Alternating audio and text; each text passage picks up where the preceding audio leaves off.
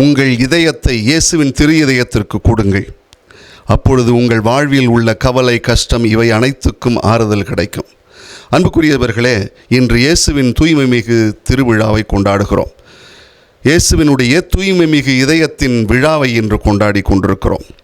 கத்தோலிக்க திரு அவையில் இந்த விழா கொண்டாடப்படுகிறது. இந்த விழாவினுடைய மைய நோக்கம் என்னவென்றால், இறைவனின் எல்லையற்ற அன்பு, இரக்கம், கருணையை நினைவூட்டுவதற்கு இந்த விழா நமக்கு எடுத்துக்கொள்ளப்படுகிறது.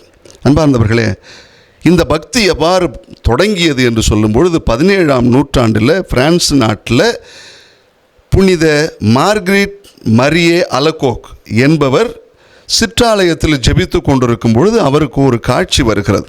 அந்த காட்சியில்தான் இயேசுவினுடைய திரு இதயம் அவருக்கு காட்டப்படுகிறது. அந்த திரு இதயம் காட்டிய பிறகு இயேசு அவரோடு பேசியதாக அவருடைய வாழ்க்கை சரிதையில் எழுதி வைக்கிறார். மனிதர்கள் மீது எனக்கு அளவு கடந்த அன்பு என் இதயத்தில் பற்றி எரிந்து கொண்டிருக்கிறது. ஆனால் மனிதர்கள் என்ன செய்கிறார்கள்?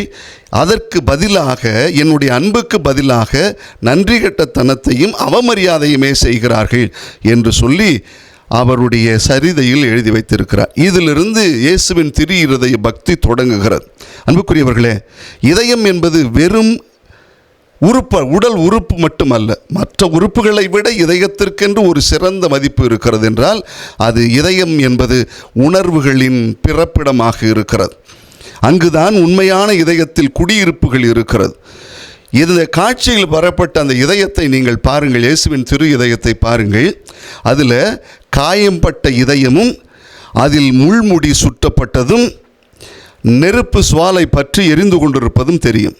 அந்த காயம்பட்ட இதயம் என்பது எதை காட்டுகிறது என்றால், இயேசு சிலுவையில் தொங்கிக் கொண்டிருக்கும் போது ஈட்டியால் குத்தப்பட்டு அதில் காயப்பட்டு இரத்தமும் தண்ணீரும் வழிந்தோடி இறை மக்களுக்காக தன்னுடைய இதயம் பிளக்கப்படுகிறதை காட்டுகிறது. அதில் முள்முடி என்பது நம்முடைய பாவங்களை எல்லாம் அங்கு சுமந்து அந்த இதயத்தினுடைய ரணகளமாக மாறியிருப்பது நம்முடைய பாவத்தினுடைய அடையாளமாக இருக்கிறது. அந்த சுவாலை என்பது ஆண்டவர் இயேசு கிறிஸ்து எல்லா நேரமும் நம்மீது கொண்டிருக்கிற அந்த பற்றுதலும் தாகமும் அவருடைய ஏக்கமும் அதில் வெளிப்படுத்தப்படுகிறது. அன்புக்குரியவர்களே, இயேசுவினுடைய இதயம் என்பது வெறுமனே கொண்ட இதயம் அல்ல. அது நம் அனைவருடைய காயங்களையும் நீக்குகின்ற, ஆறுதல் கொடுக்கிற இதயம்.